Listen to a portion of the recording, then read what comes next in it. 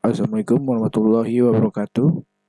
Sekarang kita masuk ke pertemuan kedua. Jadi di sini materinya tentang user recruitment. Oke, kita langsung aja. Oke, untuk tujuan pada pertemuan 2 ini, praktikan itu mampu memahami dan menguasai konsep user recruitment dan praktikan mampu menyusun user recruitment dalam bentuk persona, card, sorting, dan user journey. Jadi nanti kalian dapat ACT-nya itu ada 3 tugas. Yang pertama kalian membuat sebuah wawancara yaitu persona. Jadi persona itu kalian nanti mewawancarai. Lalu selanjutnya itu kalian bikin card sorting dan user journey. Nanti saya jelasin di materinya. Oke, langsung. Apa itu user recruitment? Jadi user recruitment itu suatu kemampuan yang diperlukan pengguna untuk menyelesaikan masalah ataupun mencapai keadaan objektif. Jadi artinya itu kita udah tahu nih kebutuhan user, kebutuhan apa yang user termasuk dari segi IMK. Jadi aplikasi itu yang berkualitas adalah aplikasi yang mencapai keinginan dan kebutuhan user. Oke, lanjut. Jadi di dalam user recruitment itu kalian harus memahami pengguna secara lebih dalam mendapatkan user recruitment. Yang pertama itu ada field research, jadi melakukan wawancara dan observasi. Lalu ada focus group, wawancara secara berkelompok, biasanya menggunakan prototype untuk mengeksplorasi konsep dan pendapat user. Lalu ada yang ketiga itu ada user modeling, yaitu menganalisis karakteristik dari key audience sebuah produk atau jasa dan membuat karakter atau persona yang sesuai dengan profile. Yang keempat ada information architecture analysis, jadi dapat mengevaluasi susunan informasi terhadap produk yang mengidentifikasi keterhubungan komponen-komponennya.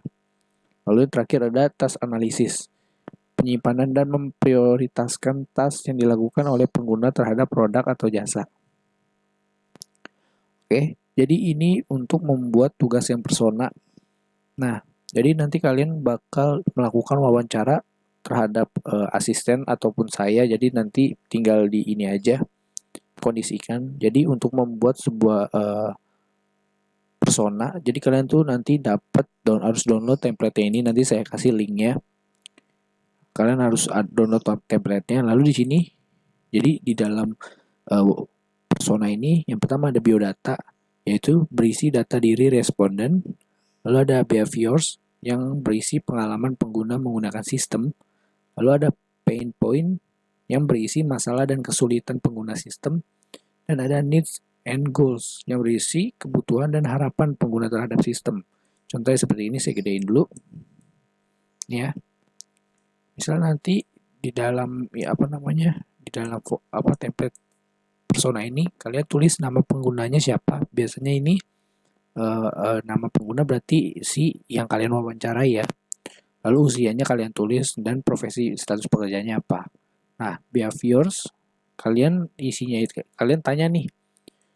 Kalian mau wawancarai tingkah laku dan kebiasaannya kayak gimana kalian wawancari. Jadi di sini contohnya itu jadi si user ini atau pengguna ini untuk behavior-nya itu isinya tentang aktivitas dan interaksi apa aja yang bisa dilakukan oleh pengguna terhadap aplikasi. Ini contoh soalnya ya, contoh pertanyaan untuk ke si responden ya. Jadi contohnya itu kalian nanya tentang aktivitas dan interaksi apa saja yang biasa dilakukan oleh pengguna terhadap aplikasi. Terus jelaskan fitur-fitur apa saja yang digunakan dan perasaan yang dirasakan saat menggunakan aplikasi. Nah, itu pertanyaannya. Jika tidak muat, bisa tarik template ke bawah ya. Jadi nanti kalian download aja template-nya. Lalu untuk pain point atau kesulitannya apa nih? Jadi buat daftar atau penjelasan atau deskripsi atau kalimat pertanyaan atau kalimat pernyataan yang berisi keluhan-keluhan dari pengguna terhadap kesulitan dalam menggunakan aplikasinya. Lalu selanjutnya ada needs and goals. Di mana needs and goals itu apa? Jadi kebutuhan dan harapan si user ini pas kalian wawancara itu apa dalam menggunakan aplikasi yang kalian wawancarai. Jadi itu kalian tuh di sini sebagai developer. Jadi kalian yang nanyain ulasan terhadap aplikasi yang udah user gunakan, aplikasi yang kalian buat gitu.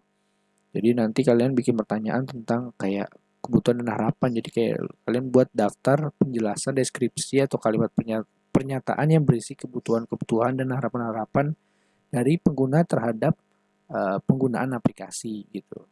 Jadi kalau misalnya ininya poinnya tuh banyak nih sama si asisten, nah kalian bisa gedein aja di template-nya. Jadi jika tidak muat, silakan tarik template ke bawah, ya kan? Kalian nanti download aja template ini, nanti saya kasih linknya.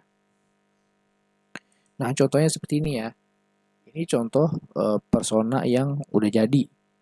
Misalnya di sini si usernya itu namanya Irfan Sabdo Mustafa.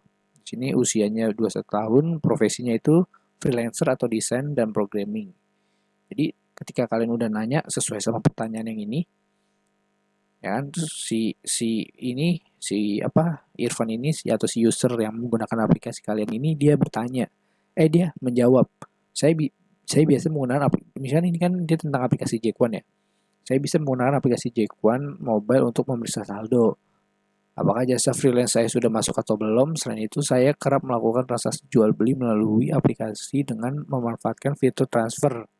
Di setiap pentingnya itu kalian garis bawah itu sekalian kasih poinnya. Ini poin 1 nih. Jadi kebiasaannya atau tingkah lakunya itu dia menggunakan aplikasi ini yang pertama untuk memeriksa saldo, karena aplikasi Jack1 itu aplikasi m-banking ya, m-bankingnya dari aplikasi Bank DKI. Jadi kebiasaannya itu yang pertama dia memeriksa saldo yang pertama. Lalu karena dia pekerjaannya freelance, jadi dia untuk memeriksa saldo. Terus dia juga bisa transaksi jual beli, ya kan, dengan memakai fitur transfer. Ini kebiasaan yang kedua.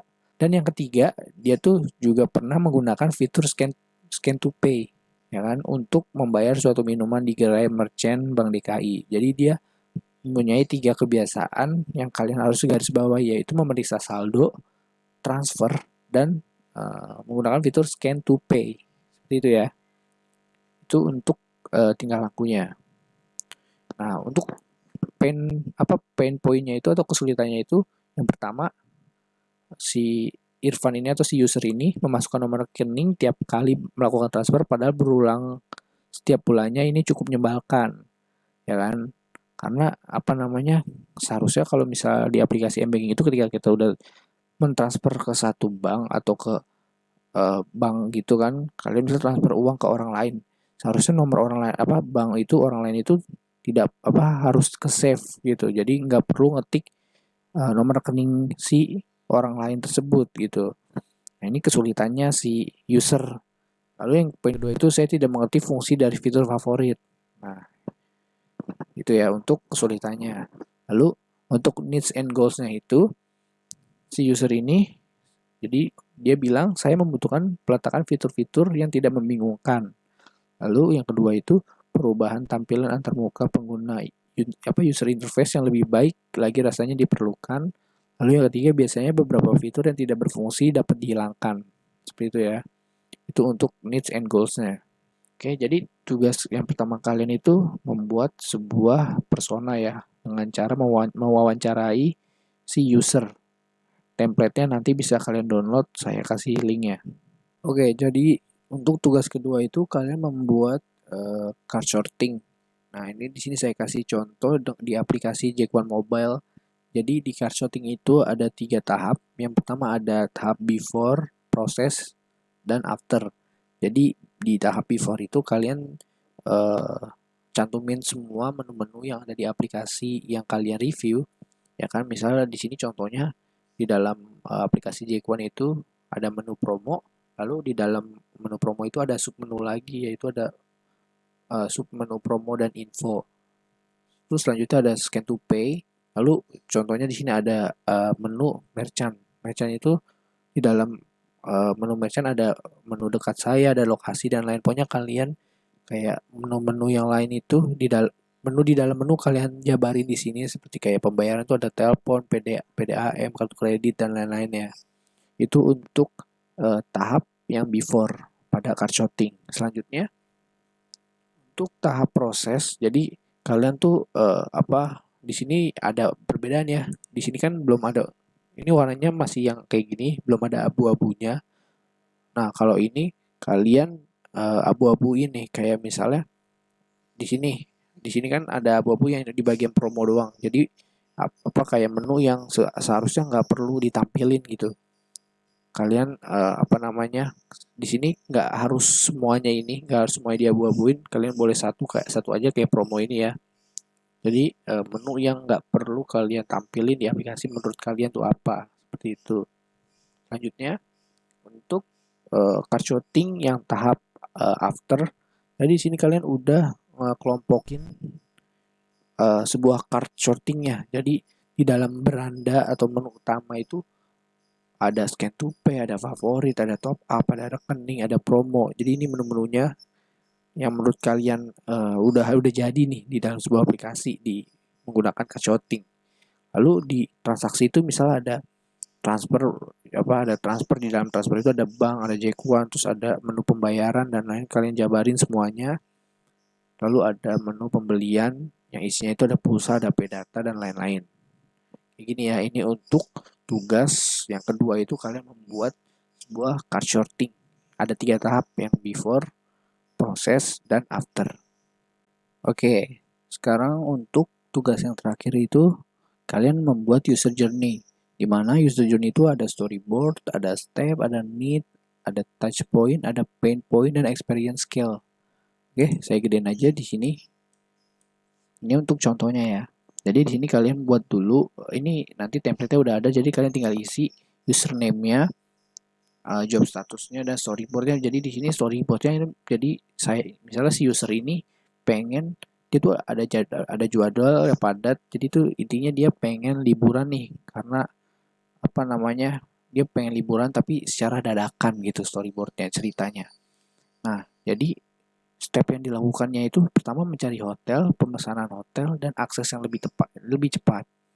Lalu needs, kebutuhan yang dibutuhkan oleh si user ini, pertama dia membutuhkan hotel untuk liburan kan, mencari hotel. Needs itu membutuhkan hotel dan menginap secara secepat mungkin gitu.